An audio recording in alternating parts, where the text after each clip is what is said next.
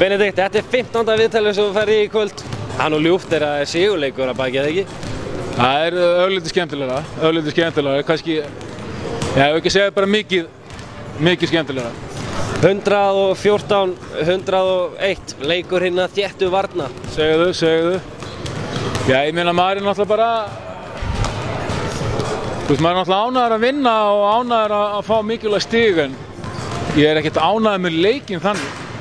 Þannig að við vinnum ekkert marga leiki á þessum varnarleik, það nokkuð ljóst. Og okkur gekk bara djöfulega að dekka í kvöld.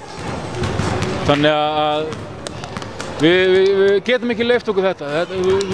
Auðvitað gaman að skora 114 stig og vinna í skemmtilegu leik, en við verðum að gera okkur í brók varnarlega.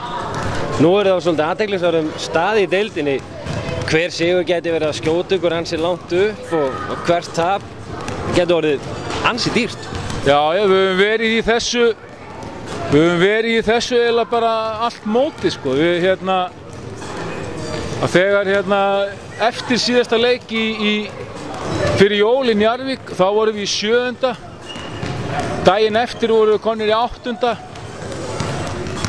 Eftir leikina núna daginn vorum við komnir í 9. þú veist. Þannig að maður hefur eiginlega engin áhrif á stöðuna oft á tíðum, sko. Þannig að þetta svo fljótt að breytast. Þú kannski spilar ekki leik í viku og þú ert samt að flakka í töflunni, sko. Það náttúrulega bara gaman. Þetta náttúrulega miðjupakkin mjög skemmtilegur.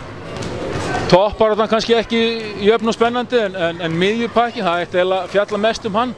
Hitt eiginlega að segja sér nokkuð sjálft. Benedikt, hvernig verður framhaldið? Áttu von á því að þetta verði KR og Tindastóll sem sitji bara kjötgallana á toppnum, eins og þú segir að miðjan, hún verði helsta umfjöllunarefni í vetrarins? Ég að fara að spila stólana á 50 daginn, þannig að heyrði í mér eftir þann leik og þá skulle ég segja hvort það er að séans í KR-inguna.